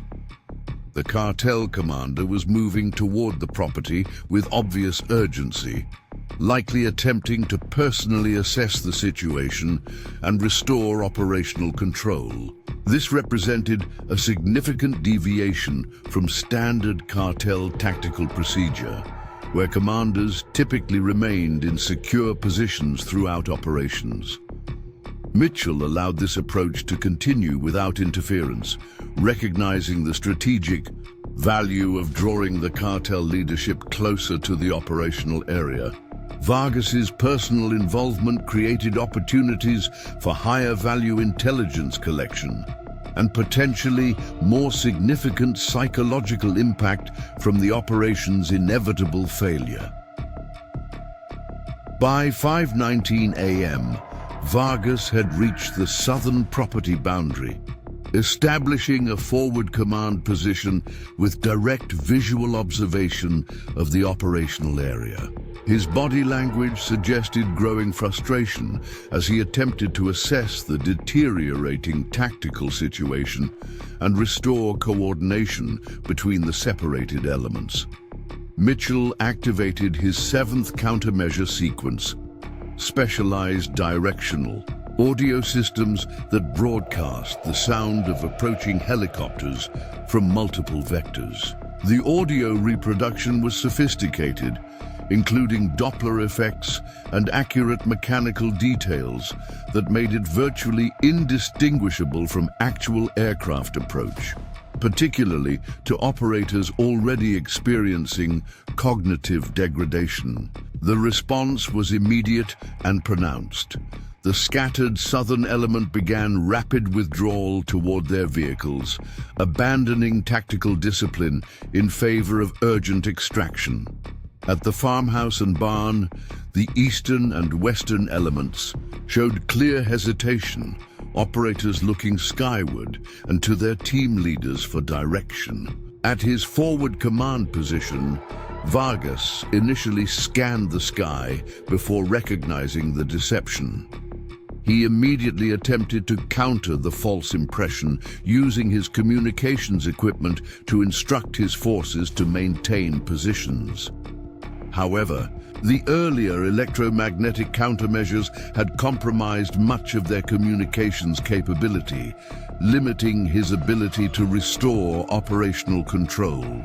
Mitchell observed as Vargas dispatched his security operators to physically intercept the withdrawing southern element, attempting to halt their retreat through direct intervention. This further reduced his personal security, creating additional vulnerability in the cartel command structure.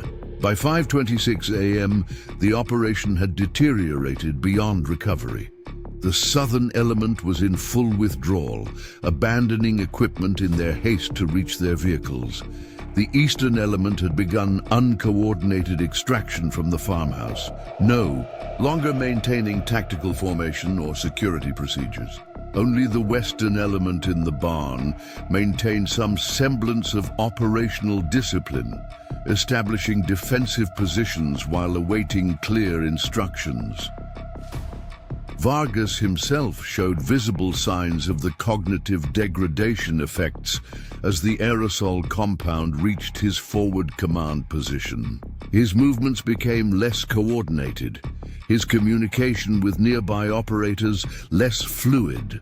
Despite these effects, he continued attempting to restore operational control, now moving directly toward the barn to personally direct the western element. Mitchell activated his 8th countermeasure sequence as Vargas approached the barn. This defensive measure was specifically targeted at the cartel leadership, a high-intensity flashbang device positioned along Vargas's likely approach path, timed to disorient rather than injure. The device activated as Vargas passed within its effective radius, creating momentary blindness and disorientation without causing permanent damage. The cartel commander stumbled, falling to one knee as his security operators attempted to establish protective positions around him. This visible vulnerability in their leadership accelerated the operational collapse. The western element abandoned their defensive positions in the barn, several operators moving to assist Vargas, while others began withdrawal toward their vehicles. Tactical cohesion had completely dissolved, replaced by individual survival instincts, compounded by the cognitive effects of the aerosol compound. By 5:31 a.m., all organized resistance had effectively ceased. The southern element had reached their vehicles and begun extraction, abandoning approximately a third of their personnel who remained disoriented on the property. The eastern element had completely withdrawn from the farmhouse, moving in disorganized groups toward their approach routes. The western element was divided between those assisting Vargas and others attempting to secure extraction routes.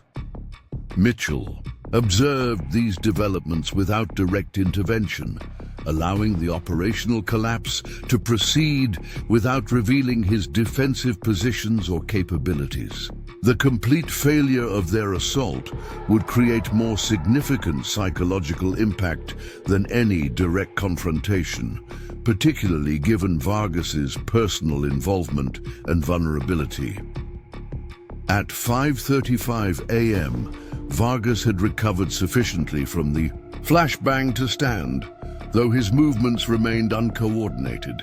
He issued direct orders to the remaining operators, pointing emphatically toward the property boundary.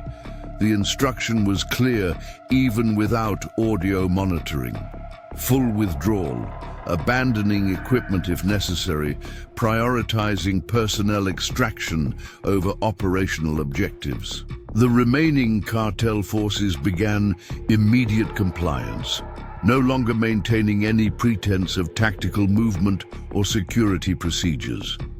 Their withdrawal resembled a rout more than an organized retreat, with operators running rather than moving, in tactical bounds, abandoning expensive equipment in their haste to reach extraction vehicles. Mitchell activated his final countermeasure sequence. high-intensity property illumination that instantly transformed the pre-dawn darkness into daylight-level visibility. This removed any remaining concealment for the withdrawing cartel forces, ensuring they recognized the complete vulnerability of their position while further enhancing the psychological impact of their failure. By 5:42 a.m., the majority of cartel personnel had reached their vehicles and begun withdrawal from the area.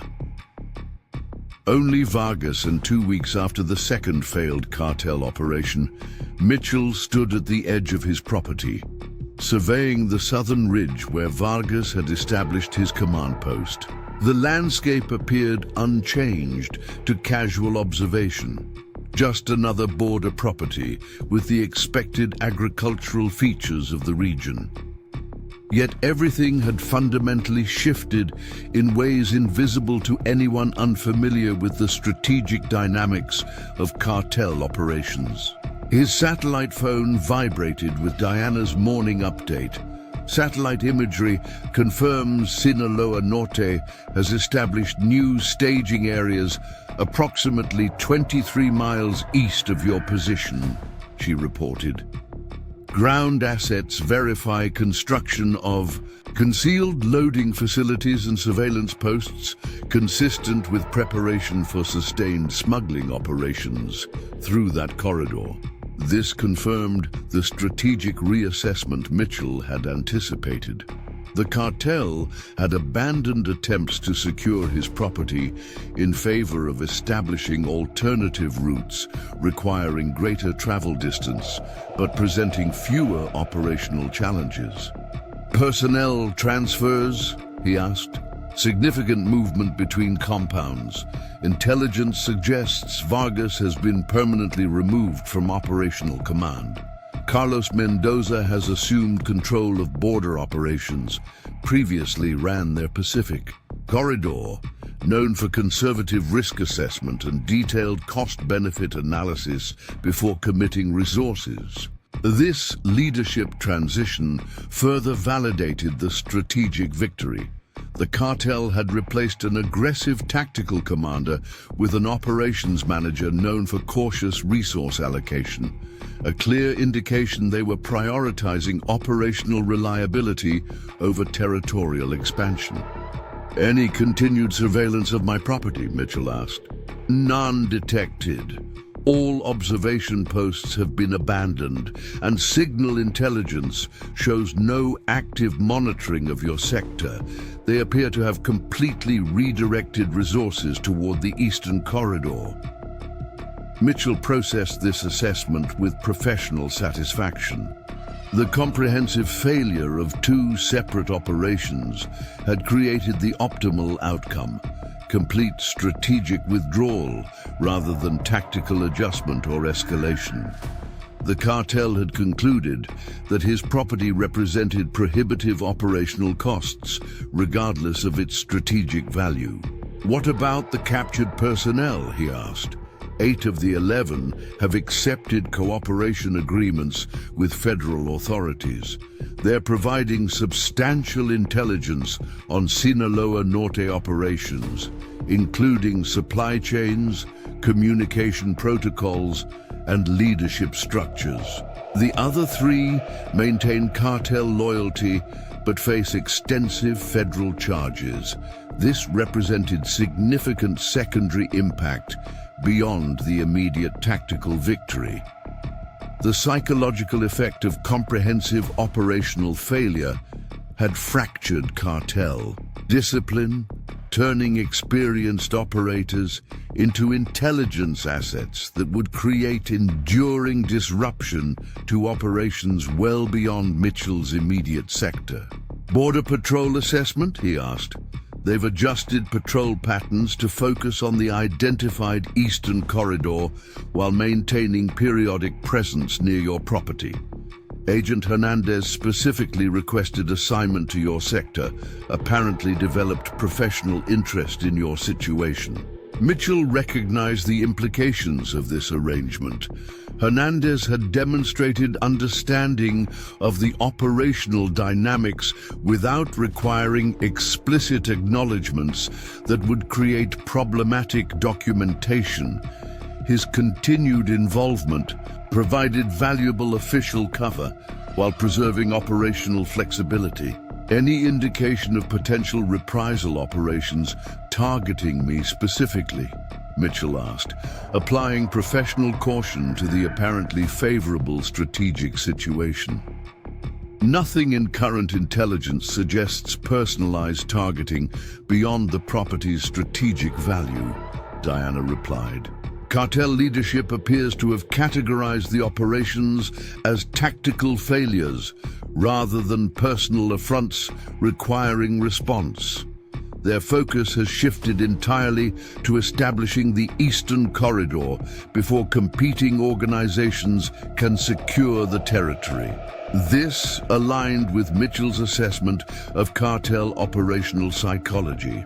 While personal honor and reputation formed important components of their organizational culture, strategic pragmatism typically prevailed in operational decisions. The comprehensive failure of two well-resourced operations had been categorized as a tactical miscalculation regarding target difficulty, rather than a personal challenge requiring response. I'll maintain standard security protocols, Mitchell concluded. Appropriate.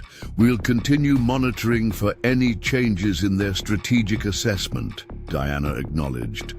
For now, it appears you've successfully established your position as a target not worth the operational cost. After ending the call, Mitchell walked his property's perimeter, conducting routine maintenance on his security systems while processing the strategic implications of recent events. The surface appearance remained deliberately mundane. Irrigation, equipment, fencing repairs, routine agricultural activities. The sophisticated countermeasures that had defeated two separate cartel operations remained invisible beneath this carefully maintained facade of ordinary rural life. That contrast between apparent vulnerability and actual capability had been the fundamental element of his strategic approach, creating an operational trap that had now demonstrably succeeded. The cartel had twice committed significant resources against what appeared to be a manageable target, encountering instead a sophisticated defense system designed by someone with intimate knowledge of their tactical methodology. By mid-morning, Mitchell had completed his perimeter maintenance and returned to the farmhouse to review Border Patrol's latest intelligence assessment. The report confirmed Diana's information about the Eastern Corridor development, while providing additional details about personnel movements and resource allocation. The cartel had indeed completely redirected their operational focus, abandoning Mitchell's sector in favor of areas presenting fewer tactical challenges. His satellite phone vibrated with an unscheduled call. Agent Hernandez. Thought you might want to know, the Border Patrol veteran said without preamble. We intercepted a Sinaloa Norte courier yesterday approximately 15 miles east of your position. He was carrying operational plans for their new smuggling corridor, including surveillance posts, loading areas, and transportation schedules. This represented significant intelligence value, particularly given the timing. The cartel would now need to either abandon their carefully prepared Eastern Corridor or accept substantial operational vulnerability due to compromised planning. Coincidental interception? Mitchell asked, recognizing the implied message in Hernandez's call. Let's call it informed patrol routing, Hernandez replied with professional ambiguity. Seemed appropriate given recent developments in your sector. Mitchell understood the unspoken operational dynamics. Hernandez was leveraging the cartel's redirection away from Mitchell's property to achieve substantive law enforcement success, without compromising the carefully maintained operational security surrounding Mitchell's background and capabilities. "Appreciate the update," Mitchell acknowledged. "One more thing," Hernandez added. "Preliminary interrogation suggests Sinaloa Norte leadership has designated your property as restricted operational territory in their internal communications. Apparently, they've categorized it alongside secured government installations and rival cartel strongholds, areas requiring explicit leadership authorization before operational planning." This confirmed the strategic victory Mitchell had sought to establish. The cartel had elevated his apparently ordinary farm to their highest category of operational risk, creating enduring deterrence beyond the immediate tactical defeats. "Interesting classification," Mitchell commented neutrally. "Thought you'd find it professionally relevant," Hernandez replied, maintaining the careful balance between acknowledged reality and official documentation. "Patrol patterns in your sector will remain consistent with standard coverage, though perhaps with slightly improved response times should any situations develop." After ending the call, Mitchell allowed himself momentary professional satisfaction. The operational outcome represented optimal resolution. The cartel had abandoned attempts against his property, while Border Patrol leveraged their redirection to achieve broader law enforcement success. The strategic dynamics had shifted in ways that enhanced security throughout the sector without requiring ongoing direct confrontation. By early afternoon, Mitchell had resumed routine agricultural activities, maintaining his cover as a simple farmer while processing the strategic implications of recent developments. The cartel's comprehensive withdrawal represented the culmination of his defensive strategy, establishing his property as prohibitively costly for cartel operations, without creating the type of personal conflict that might necessitate vengeance operations, regardless of strategic value. His satellite phone vibrated again, Diana with supplementary intelligence. "We've intercepted internal Sinaloa Norte communications regarding your property," she reported. "They're conducting a comprehensive operational review of both failed attempts, apparently trying to determine exactly what they encountered." This represented valuable insight into the cartel's internal assessment process. Rather than simply abandoning the failed operations as tactical losses, they were attempting to understand the specific nature of the resistance they had encountered. "Their conclusions?" Mitchell asked. "Interestingly varied. Some analysts are suggesting sophisticated government security systems indicating a classified installation disguised as a farm. Others propose specialized defensive technology developed by rival organizations. Several reports mention incapacitating chemical agents and advanced electronic countermeasures beyond standard security capabilities." This diversity of assessment represented ideal outcome from Mitchell's perspective. Ambiguity about specific defensive capabilities created more effective deterrence than clearly identified countermeasures that could be analyzed and potentially defeated through adapted approach. "Any accurate assessments?" he asked. "Nothing approaching the reality. No mentions of former intelligence background or individual capabilities. Their organizational framework simply lacks the context to recognize that type of opposition. They're looking for institutional explanations rather than individual capability." This cognitive limitation had been a central element of Mitchell's strategic approach. Cartel operations typically encountered either standard civilian security or official government opposition, with corresponding expectations about capabilities and responses. Their operational psychology simply didn't account for the possibility of a single individual with specialized background implementing sophisticated countermeasures without institutional support. Their strategic response, Mitchell asked.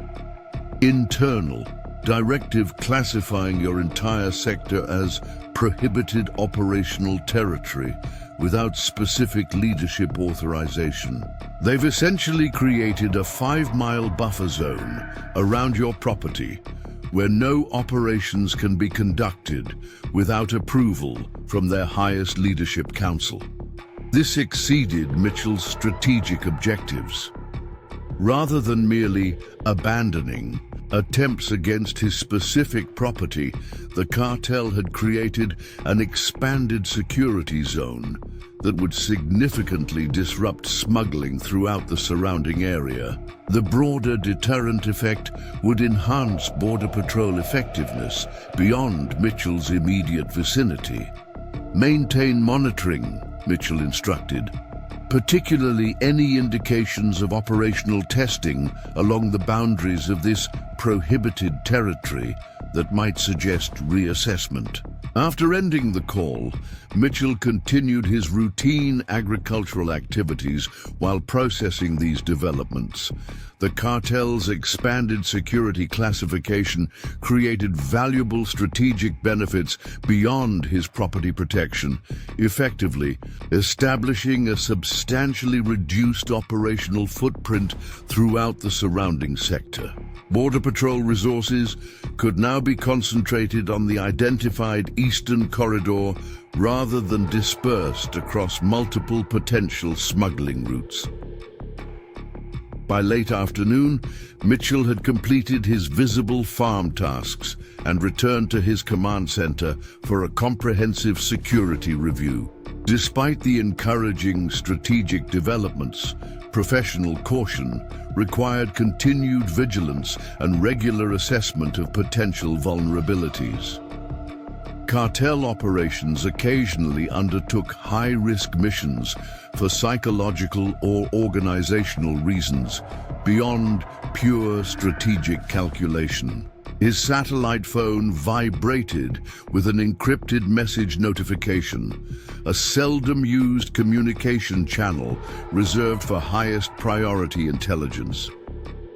Mitchell accessed the secure server using specialized authentication, revealing a detailed intelligence report compiled by Diana's analytical team. The assessment detailed significant developments within Sinaloa Norte's leadership structure following the failed operations against Mitchell's property.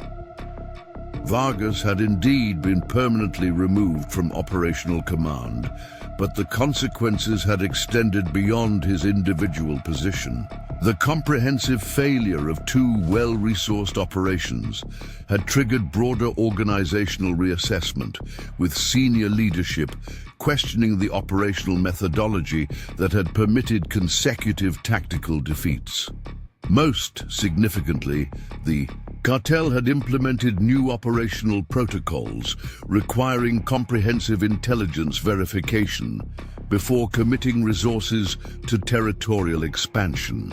This represented fundamental shift from their previous approach of leveraging overwhelming force against perceived opposition, creating operational constraints that would limit their regional effectiveness beyond Mitchell's immediate sector. The intelligence assessment concluded that Mitchell's defensive operations had achieved strategic impact, significantly exceeding tactical objectives, creating enduring changes to cartel operational methodology throughout the border region. Diana's analysis projected substantial reduction in successful smuggling operations across a 50-mile corridor as the cartel implemented their more cautious approach. Mitchell processed this assessment with professional satisfaction, tempered by operational caution. The strategic outcome represented optimal resolution to the immediate security situation while creating broader benefits for border enforcement objectives. However, organizational adaptation remained an ongoing process, requiring continued vigilance against potential operational evolution. As evening approached, Mitchell received a final intelligence update from Diana. Border Patrol has completed analysis of the equipment abandoned during both operations against your property, she reported. The total estimated value exceeds $3 million, representing significant resource loss beyond the operational failure. This has triggered additional internal accountability measures within Sinaloa Norte leadership. This financial impact reinforced the strategic deterrent Mitchell had established. Cartel operations functioned as business enterprises alongside their criminal activities, with corresponding attention to resource allocation and return on investment.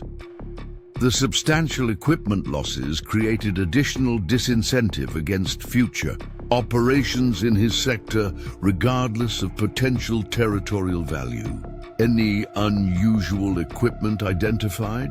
Mitchell asked, applying professional thoroughness to the apparently favorable assessment. Nothing unexpected given their operational profile. Standard tactical gear with some specialized surveillance and breaching. Equipment consistent with their military recruitment background. No indication of capabilities beyond what you encountered during the operations. This absence of unexpected technology provided valuable confirmation that Mitchell's defensive preparations remained appropriate to the likely threat profile.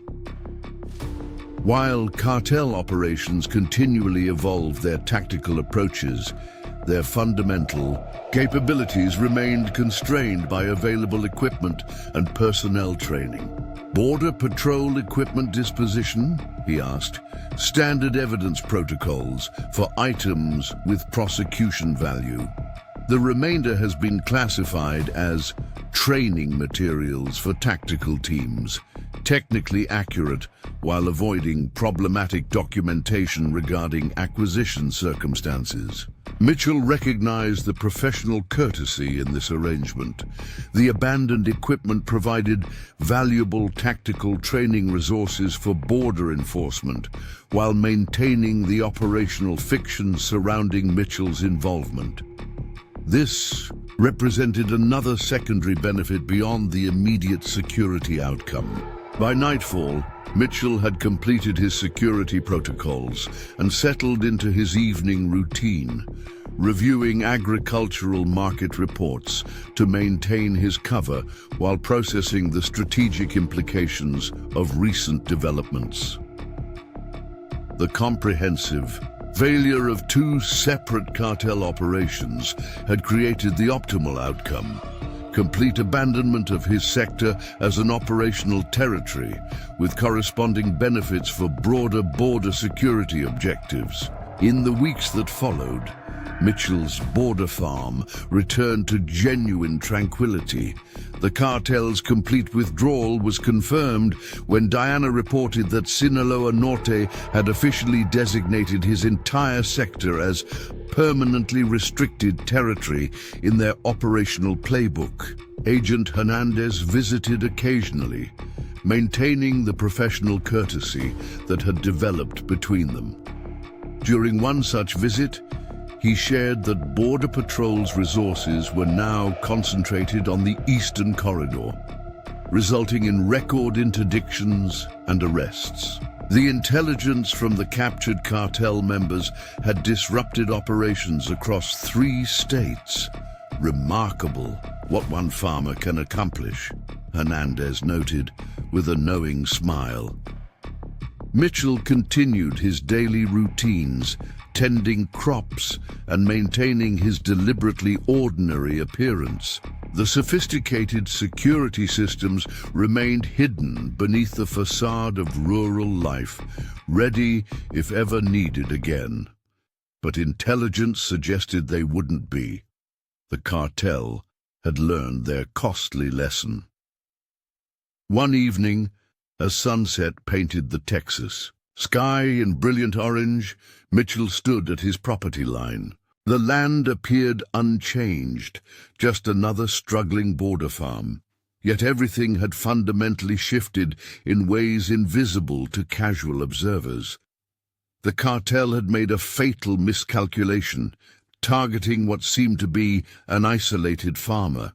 They encountered instead decades of intelligence experience and precisely calibrated countermeasures. Without firing a shot, Mitchell had dismantled their operations and created a security buffer that extended miles beyond his fences. It was the ultimate victory, not just defeating an enemy, but convincing them that the battle wasn't worth fighting in the first place. Thank you for watching this incredible true story of how one former CIA operative outmaneuvered an entire cartel. If you enjoyed this video, please hit the subscribe button and turn on notifications so you won't miss our next amazing story. Share this with someone who would appreciate it and comment below your thoughts on Mitchell's ingenious defense tactics.